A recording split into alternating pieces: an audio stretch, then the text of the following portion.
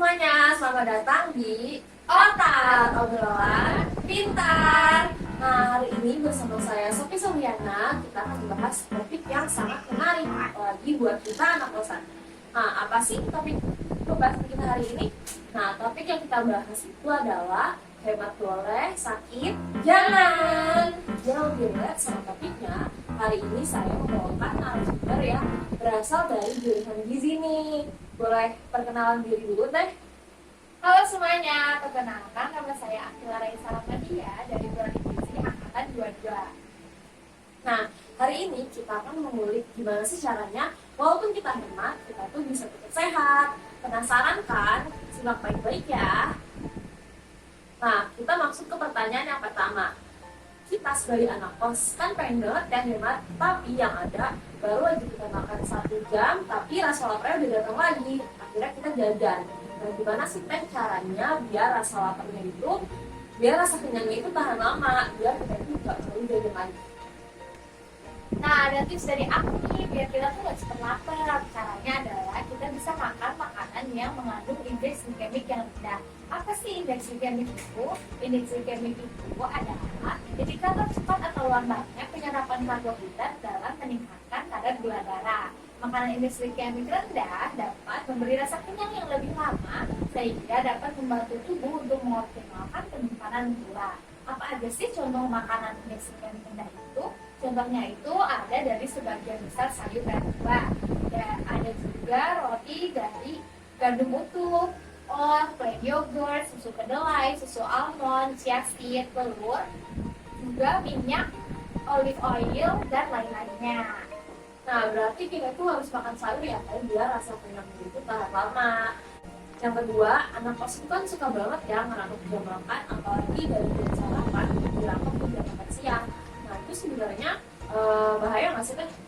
Sebenarnya kalau sekali 2 kali mah nggak apa-apa, karena kan kadang ada yang buru-buru masuk kuliah, ada yang telat bangun, terus juga ada yang sibuk. Tapi emang lebih baik kita memisahkan antara waktu makan pagi dan makan siang. Karena kalau dilakukan secara terus-menerus terus-menerus untuk merangkap waktu makan itu bisa membuat kita merasa impulsif dalam memilih menu makanannya, sehingga jika dilakukan secara terus-menerus dapat membuat berat badan meningkat.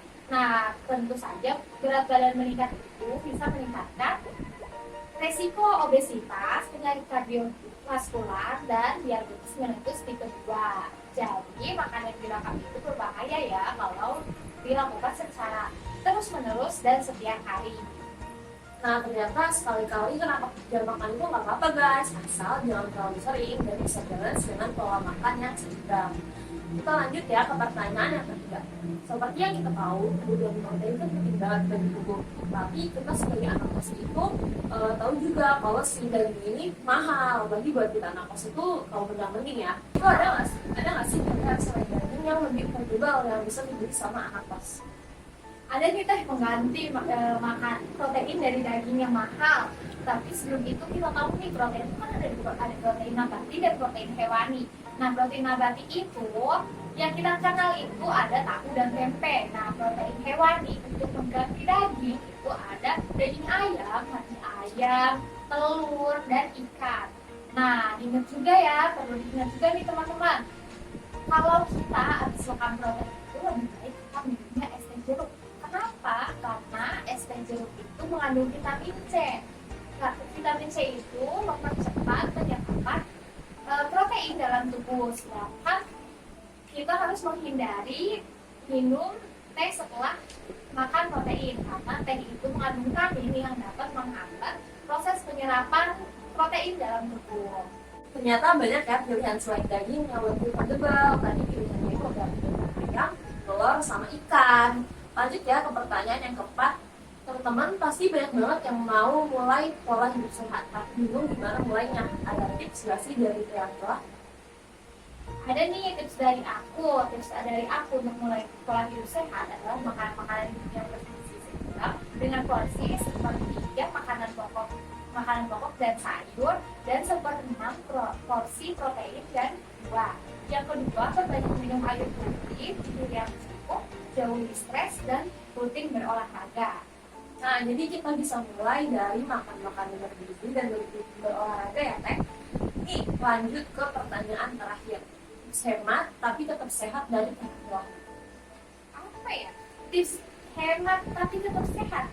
Kalau dari aku sih biasanya aku suka buat bikin nasi sendiri, terus beli lauknya di warung makan. Nah, di warung makan itu kan banyak menu dan bervariasi ya guys ya. Jadi kita bisa pilih menunya.